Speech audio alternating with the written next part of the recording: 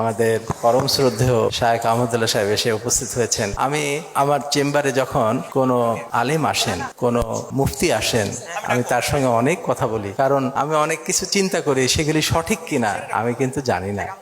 আমি সব সময় তাদের দ্বারা আমি আমার চিন্তা ভাবনাটাকে কারেকশন করিয়ে নিই, আমি সঠিক আছে কিনা সেটা জিজ্ঞেস করি। এইভাবে আমি কথা বলা, আমার অনেক ভুল ত্রুটি থাকতে পারে। আমি সব সময় বলি আমার ফিলোসফি, আমার চিন্তা ভাবনা অবশ্যই একজন মানে হক্কানি আলেমের কাছ থেকে সঠিকতা নিরূপণ করে নেওয়া। তবে আমি সব সময় এনাদেরকে আমার মাথার উপরে রাখি, কারণ এনারা হচ্ছেন আমাদের নবীর। আমি একটা হাদিসে শুনেছি যে আমাদের রসুল পাক সাল্লাল্লাহু আলাইহি ওয়াসাল্লাম পরবর্তী সম্মানিত ব্যক্তি তারা। কাজে আমরা যদি ইসলাম যারা ফলো করি, যারা মানে আমাদের নবীকে করে, তাদেরকে অবশ্যই সবচাইতে উঁচু স্থানে দেওয়া উচিত। আমি যেটা বলছিলাম ফিলোসফি ইকোনমির কথা বললাম, তো সফলতা, আমরা সবাই সফলতা চাই। সফলতার মূল মন্ত্র কি? কোরআন শরীফে আছে, বিসমিল্লাহির রহমানির রহিম, ক্বাদ আফলাহা মান তাযাক্কা ওয়া যাকারা আসমা রাব্বিহি ফাসাল্লা। এ থেকে 3টা কন্ডিশন বলা আছে যে সে সফল হয়ে গেল। কে বলছেন? আল্লাহ পাক। মানে এর থেকে সত্য জিনিস আর নেই। কে বলছেন? আল্লাহ পাক বলছেন কি? সে সফল হয়ে গেল যে নিজেকে পবিত্র করলো, আল্লাহর নাম স্মরণ করলো, সালাত আদায় করলো। এই 3টা কন্ডিশন। তো পবিত্র শব্দটার ভিতরে কিন্তু অনেক জিনিস ইনক্লুডেড। শুধু অশ্লীলতাই পবিত্রতার শর্ত নয়। আমার ভেতর থেকে মিথ্যা দূর করতে হবে, আমার ভিতর থেকে রাগ দূর করতে হবে, আমার ভিতর থেকে প্রতারণা দূর করতে হবে, সব জিনিস খালি করতে হবে, তাহলে আমি পবিত্র হতে পারবো। হ্যাঁ, তো অশ্লীলতা কিংবা এটা একটা বড় জিনিস। আজকে আমাদের সোসাইটিতে অশ্লীলতা এত সহজলভ্য হয়ে গেছে এই টাচ মোবাইলের কারণে। আমার কাছে মনে হয় কোরআন শরীফে অশ্লীলতা সম্পর্কে যে আয়াতটা আছে তার অর্থটা এরকম যে তোমরা অশ্লীলতার কাছেও যেও না। অশ্লীলতা করো না বলে নাই, কাছেও যেও না। কাছেও যেও না শব্দটার মধ্য দিয়ে অনেক কিছু ইনক্লুডেড। কীরকম?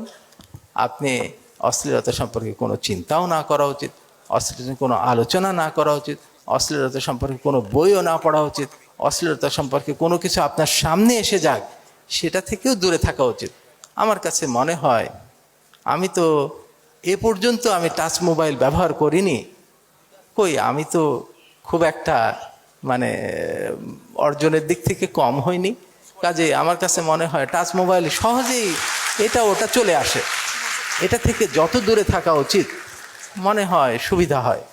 মানে অশ্লীলতা দূরে। আরেক জায়গায় আছে সূরা মুমিনুনে যে বলছে তোমাদের স্ত্রী ছাড়া অন্য কোনো মহিলাকে কামনাও করো না। দেখেন শব্দটা এত সুন্দর, আমার কাছে মনে হয় ছোট্ট একটা শব্দ দিয়ে আল্লাহ পাক এত জিনিস ইনক্লুড করেছেন, তার বলার অপেক্ষা রাখে না। কামনাও করেন না। কামনা মানে কি? সব কিছু থেকে আপনি বিরত থাকবেন, তাহলে আপনার অন্তরকে পবিত্র করা যায়। পবিত্রতা ভেরি ইম্পর্টেন্ট। পবিত্রতা না হলে আপনি সফল হবেন না। আরেক জায়গায় আয়াতে আছে কাদ আফলাহা মান জাক্কাহা ওয়া কাদ খাফা মান দাসসাহা। সে সফল হয়ে গেল যে নিজেকে পবিত্র করলো। শুধু একটা কন্ডিশন, যে নিজেকে পবিত্র করবে সে সফল হবেই, যে নিজেকে কলুষিত করলো সে ধ্বংস হয়ে গেল। সফলতার চাবিকাঠি আমার কাছে মনে হয় এর ভিতরে। দ্বিতীয়, ওই জায়গায় 3টা পয়েন্ট আছে যে আল্লাহ পাকের নাম স্মরণ করলো। আমার কাছে মনে হয় শুধু নাম স্মরণ করা দ্বারা হবে না, আল্লাহ পাকের নামগুলি আত্মস্থ করা, সেই গুণগুলি আমার ভেতরে নিয়ে আসা, তাহলে আমার হয়তো সফলতা আমার সাথে থাকবে। আর একটা হলো সালাত আদায় করা, কৃতজ্ঞতা স্বীকার করা। আমার কাছে মনে হয় এই যে পবিত্র হওয়া এবং কে বলে কলুষিত হওয়া থেকে দূর করা, এটা কিন্তু সহজ কাজ নয়। আল্লাহ পাক আপনাকে যদি সহায়তা না করেন তাহলে এটা সম্ভব নয়। কাজেই আল্লাহ পাকের কৃতজ্ঞতা, আল্লাহ পাকের সাহায্য চাইতে হবে, তাহলে আপনার কাছে সফলতা ধরা দেবে। অনেকেই বলেছিলেন যে অমুকের মতো হব, কামরুল সাহেবের মতো হতে হবে। আমার কাছে মনে হয় এটা উচিতই না। আমরা কার মতো হব? রসুল পাক সাল্লাল্লাহু আলাইহি সাল্লামের মতো হব। আমরা কি ফলো করব? কোরআন শরীফের জিনিসগুলো আমরা ফলো করব। হযরত আয়েশা রাদিয়াল্লাহু তাআলা আনহা বলেছিলেন, রাসূল পাক সাল্লাল্লাহু আলাইহি সাল্লাম কোরআন শরীফের একটা জীবন্ত জিনিস, মানে কোরআন শরীফে যা যা আছে, যেসব গুণের কথা বলা আছে সবগুলো জিনিস রসুলের ভিতরে আছে। রসুল পাক সাল্লাল্লাহু আলাইহি ওয়াসাল্লাম হিউম্যান বিইং আমাদের সামনে রয়েছেন, আমাকে সবার উচিত আদর্শ হলো রসুল পাক সাল্লাল্লাহু আলাইহি ওয়াসাল্লাম। অন্য কোনো ব্যক্তি আমার কাছে মনে হয়, রুগীকে আমরা কিভাবে দেখব? আমার সামনে যে রোগীটা আসলেন, উপস্থিত হলেন, বসলেন, আমি অনেকভাবে চিন্তা করছি সবচেয়ে বেশি পরিমাণ কিভাবে দেয়া যায়। যদি সেই রোগীকে আমার বাবা মার কথা চিন্তা করা যায়, আমার সামনে যে বসে আছে সে আমার বাবা মা হতে পারে, অথবা আমার সন্তান হতে পারে, এই দুটার ভিতরে কিন্তু ইনক্লুড করা যায়। তাহলে তার প্রতি দরদ, তার প্রতি মানে একাগ্রতা সব কিছু বেড়ে যাবে। আমি আবার চিন্তা করলাম, এটার থেকে কি বেশি করা সম্ভব? হতে পারে।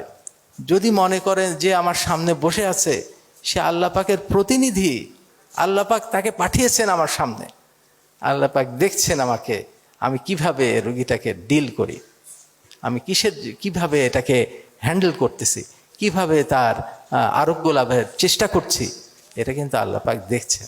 যদি আমি এইভাবে চিন্তা করি তাহলে আমার কাছে মনে হয় সবচেয়ে বেস্ট আউটকাম দেওয়া সম্ভব। এইটুকু বলে শেষ করছে। আমার এই কয়েকটা জিনিসই বাকি ছিল। আমাদের শ্রদ্ধেয় শাহ আহমদুল্লাহ সাহেব আরও অনেক কিছু বলবেন। আপনাদের কাছে আমি ক্ষমা চাচ্ছি আবার আসার জন্য। আসসালামু আলাইকুম ওয়া রাহমাতুল্লাহি ওয়া বারাকাতুহু।